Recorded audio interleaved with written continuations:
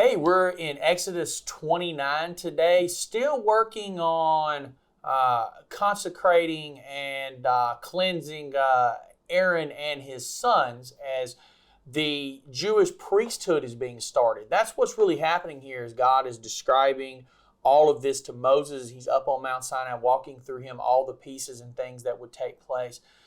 He's starting the literal priesthood that will still be in effect when Jesus comes. And so it's really, really interesting. So let's look at verses 10 through 14.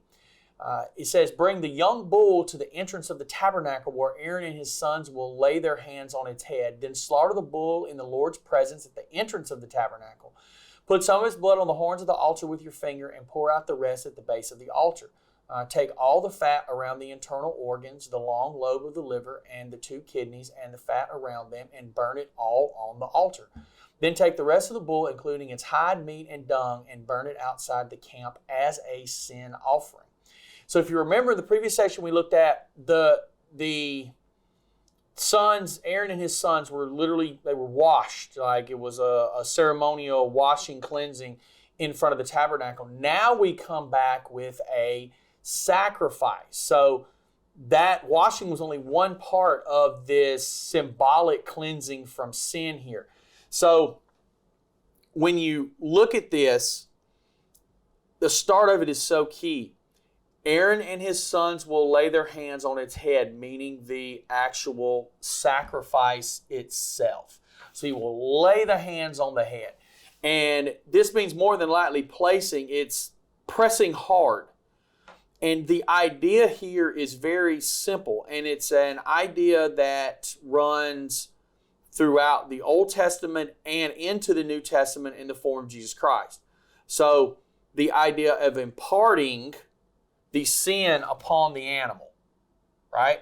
So the sin offering is more than just the giving of an animal in payment for sin. It is the idea of your sin being placed on the animal and your judgment, what you deserve, being placed upon it. And that's exactly what happened with Christ, right?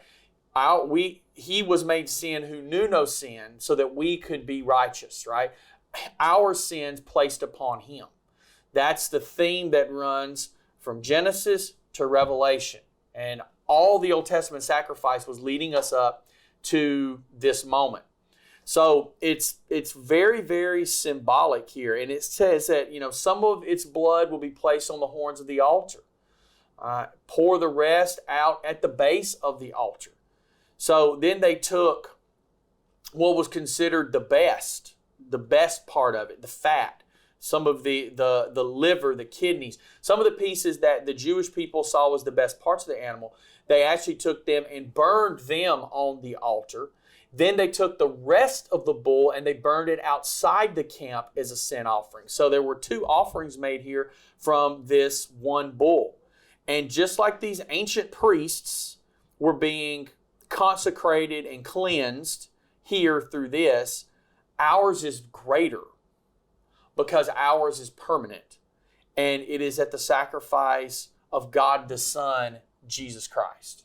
It's a beautiful symbol of what they needed to do to deal with their sin, but it was just temporary.